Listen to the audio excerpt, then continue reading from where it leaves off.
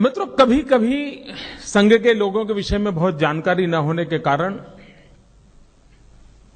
उनकी जीवन की जो ऊंचाइयां हैं उसको समझ पाना बहुत मुश्किल होता है और कभी कभी तो एक आध बार जानने के बाद भी रजिस्टर नहीं होती है। मुझे स्मरण है, परम पूज्य डॉक्टर हेडगेवार जी की जन्म शताब्दी का समारोह हो रहा था।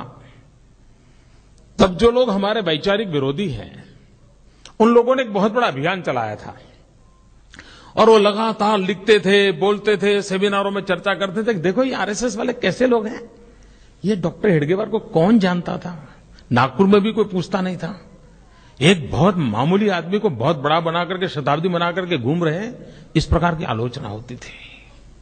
और मुझे याद है उस समय के हमारे सरसंघचालक परम पूज्य रज्जू भैया जी ने बहुत ही सटीक जवाब दिया था।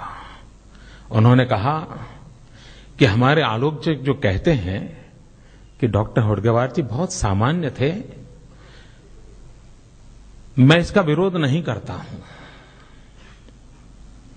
ये सही है कि पूरी संघ व्यवस्था में समाज के भीतर से आए हुए सामान्य लोग हैं। विशेषता ये नहीं है कि ये लोग सामान्य हैं कि असामान्य हैं, विशेषता ये है कि ये सामान्य लोगों ने असामान्य काम करके दिखाया है।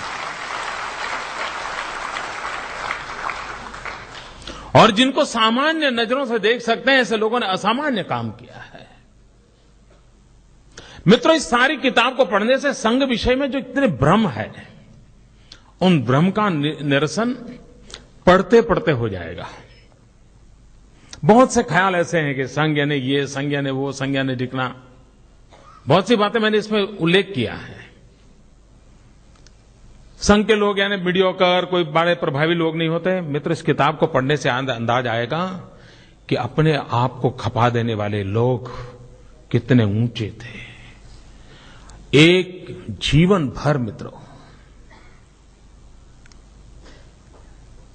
यानी एक जीवन एक लक्ष्य आमतौर पर मुश्किल होता है। मित्रों, जयप्रकाश नारायण का राष्ट्रीय स्वयंसेवक संघ के साथ संबंध आया तो संघ की बैठकों में एक परंपरा रहती है, जब परिचय करते हैं तो वो अपना संघायु बताता है कि मेरा संघायु 30 साल, मेरा संघायु 25 साल, मेरा संघायु 20 साल। तो जयप्रकाश नारायण जी एक बार संघ की बैठक में आए, बातचीत हो रही थी, तो जयप्रकाश जी जब सुनने लगे, भैया क्या बोल रहे हो आप लोग संघायु। तो उनको समझाया गया कि जो बताता है मेरा संघायु 30 साल, मतलब ये 30 साल से ये काम कर रहा है। और तब जयप्रकाश जी ने उस बैठक में कहा था कि आमतौर पर व्यक्ति 5 साल 7 साल में नए नए किसी न किसी कार्य से जुड़ता हुआ अपने आप को रास्ता बनाता रहता है।